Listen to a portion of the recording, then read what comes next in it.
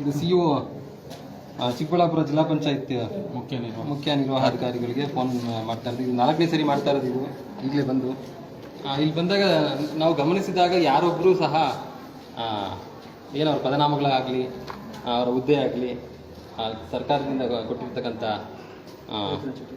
ಗುರುತಿನ ಚೀಟಿಗಾಗಲಿ ನಮ್ಮ ಕಡೆಗಂತೂ ಕಾಣಿಸಿಲ್ಲ. ಇವ್ರು ಯಾರು ಪಬ್ಲಿಕ್ ಇಲ್ಲ ಮಧ್ಯವರ್ತಿಗಳ ಇಲ್ಲ ಈಗ ಸರ್ಕಾರಿ ಕೆಲಸ ಅಂತ ಸರ್ಕಾರಿ ಕೆಲಸ ಮಾಡ್ತಾ ಇರೋಂಥ ಸರ್ಕಾರಿ ಅಧಿಕಾರಿಗಳು ಅನ್ನೋದೇ ಗೊತ್ತಿಲ್ಲ. ಇದು DC ಆಫೀಸ್ ಇದು ಹೇಳ್ಕೊಳೋದಕ್ಕೆ ಜಿಲ್ಲಾ ಪಂಚಾಯತಿ ಮುಖ್ಯ ಕಾರ್ಯದರ್ಶಿಗಳ ಕಚೇರಿನೂ ಇಲ್ಲೇ ಇದೆ. ಇಲ್ಲಿ ಚಿಕ್ಕಬಳ್ಳಾಪುರದಲ್ಲಿ ಎಲ್ಲವೂ ಸರಿ ಇಲ್ಲ ಅನ್ನೋದಕ್ಕೆ ಇದೊಂದು ದೊಡ್ಡ ಉದಾಹರಣೆ. ಇಲ್ಲಿ ಯಾರು ಬರೋದಿಲ್ಲ, ನಾವು ಏನು ಮಾಡ್ಕೊಂಡು ನಡೀತದೆ ಅನ್ನೋ ಥರ ಇದೆ.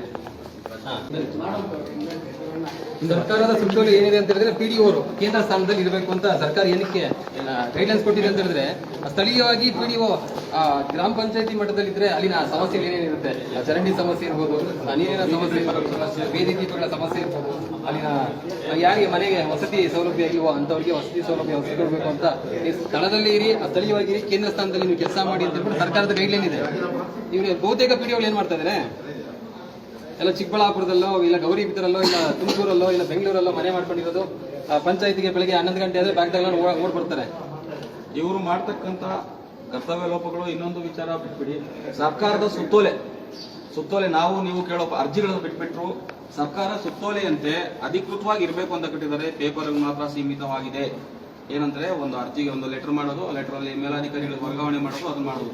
ಇದ್ರ ಬಗ್ಗೆ ಪರಿಶೀಲನೆ ಮಾಡ್ಬೇಕಂತಕ್ಕಂಥ ಮೇಲಾಧಿಕಾರಿಗಳೇ ಏನಾಗಿದೆ ಏನಿಲ್ಲ ಅನ್ನೋದ್ರ ಬಗ್ಗೆ ಪರಿಶೀಲನೆ ಮಾಡೋದ್ರಲ್ಲಿ ವಿಫಲ ಆಗ್ತಾ ಇದ್ದಾರೆ.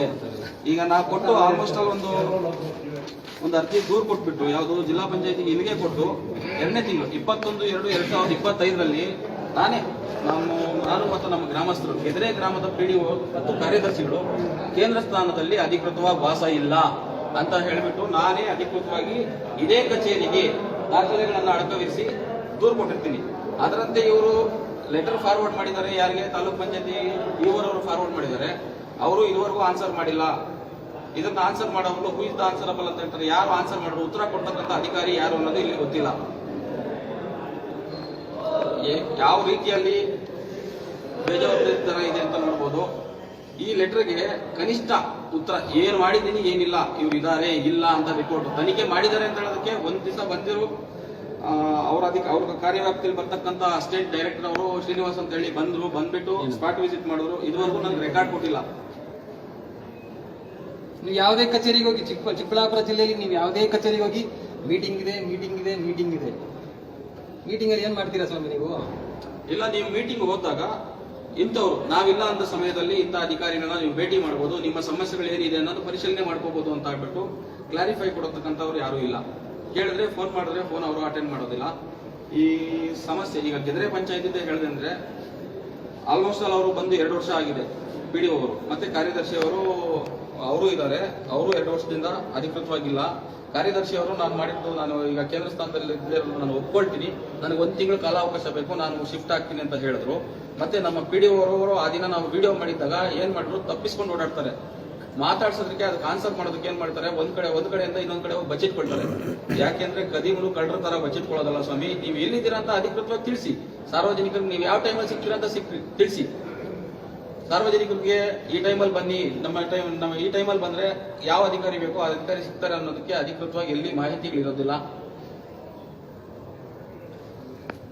ದಯವಿಟ್ಟು ಈ ರೀತಿ ಬೇಜವಾಬ್ದಾರಿತನದಿಂದ ನಡ್ಕೊಳ್ತಾ ಇರುವಂತಹ PDOಗಳಿಗೆ ನಮ್ಮ ಮುಖ್ಯ ಅಧಿಕಾರಿ ಆಗಿರೋ ತಾವುಗಳೇ ಈ ವಿಡಿಯೋವನ್ನು ನೋಡಿ ಇನ್ಮುಂದೆ ಆದರೂ ಅವ್ರನ್ನ ಕೇಂದ್ರ ಸ್ಥಾನದಲ್ಲಿ ವರ್ಗಾವಣೆ ಮಾಡೋದಕ್ಕೆ ಒಂದು ಕಟ್ಟುನಿಟ್ಟಿನ ನಿಯಮವನ್ನು ರೂಪಿಸಿ ಅವ್ರಿಗೆ ಕೇಂದ್ರ ಸ್ಥಾನದಲ್ಲಿ ವಾಸ ಆಗೋದಕ್ಕೆ ಹೇಳಿ, ಜನಸಾಮಾನ್ಯರಿಗೆ ಕೆಲಸ ಮಾಡೋಕ್ಕೆ ಹೇಳಿ.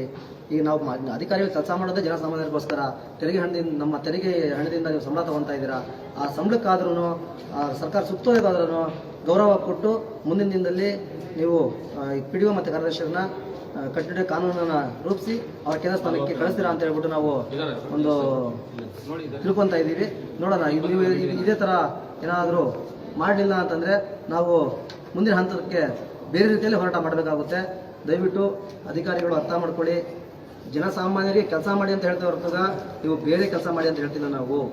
ಹಾಗಾಗಿ ದಯವಿಟ್ಟು CO ಅವರೇ ಮತ್ತು ಎಲ್ಲ ನಮ್ಮ ತಾಲೂಕು ಇಒ ಅವರೇ ನಮ್ಮ ಜಿಲ್ಲೆಯ ಎಲ್ಲಾ ತಾಲೂಕಿನ ಇರುವವರೇ ಯಾರು ಬೇಕಾದ್ರೂ ಅರ್ಥ ಮಾಡ್ಕೊಳ್ಳಿ. ಈಗ ಅಲ್ಲ ಬೀದಿ ನಾಯಿಗಳು ಬೇಕಾದ್ರೆ ಸಿಇಒ ಬೀದಿ ನಾಯಿಗಳು ಬರ್ತಾವೆ. ಯಾರು ಬೇಕಾದ್ರೂ ಬರ್ಬೋದು, ಯಾರು ಬೇಕಾದ್ರೂ ಹೋಗ್ಬೋದು. ನೋಡಿದ್ರೆ ಒಂದು ಚಿರತೆ ತರ ಇದೆ ಅದು, ಕಚ್ಚಿದ್ರೆ ಯಾವ ರೀತಿ ರಾಮಸಿಂಹ ಅನ್ನೋ ತರ ಇದ್ ಮಾಡ್ಕೊಳ್ಳೋದು ಈ ಗೊತ್ತಾಗಲ್ಲ. ಕಚೇರಿ ಸಿಂಹ ಏನೋ ಗೊತ್ತಿಲ್ಲ. ಯಥಾ ರಾಜ ತಥಾ ಪ್ರಜೆ. ನೀವು ಯಾವ ತರ ಇರ್ತೀರೋ ನಿಮ್ಮ ಕೆಳಗಿನ ಹಂತದ ಅಧಿಕಾರಿಗಳು ಅದೇ ತರ ಇರ್ತಾರೆ. ನಿಮ್ಮನ್ನ ನೋಡಿ ಕಲ್ತ್ಕೊಂತಾರೆ ಸ್ವಾಮಿ ಅವರೆಲ್ಲನೂ. ನೀವ್ ಯಾವ ತರ ಕೆಲಸ ಮಾಡ್ತಾ ಇದೀರಾ, ಯಾವ ತರ ಇದನ್ನ ಮಾಡ್ತಾ ಇದೀರಾ, ನಿಮ್ಮನ್ನ ನೋಡೇ ಅವ್ರು ಕಲ್ತ್ಕೊಂತಾ ಇರೋದು. ಜನ ಬೈಯೋದ್ರಲ್ಲಿ ಏನ್ ತಪ್ಪಿಲ್ಲ. ನೀವು ತಗೊಂತಾ ಇರೋಂಥ ಸಂಬಳಕ್ಕೆ ಬದುಕಿ ನೀವು. ಇವರು ಸಾರ್ವಜನಿಕರು ಹೇಳ್ತಾ ಇದ್ರು, ಈ ಬಂದಿರೋ ಅವರು ತುಂಬಾ ದಕ್ಷತೆಯಿಂದ ಕೆಲಸ ಮಾಡ್ತಾರೆ, ಎಲ್ಲಾ ಕಡೆ ಸ್ಪಾಟ್ ವಿಸಿಟ್ ಮಾಡ್ತಾ ಇದ್ದಾರೆ, ಕೆಲಸಗಳನ್ನ ಚೆಕ್ ಮಾಡ್ತಿದ್ದಾರೆ, ಕಾಮಗಾರಿ ಮಾಡೋದ್ರ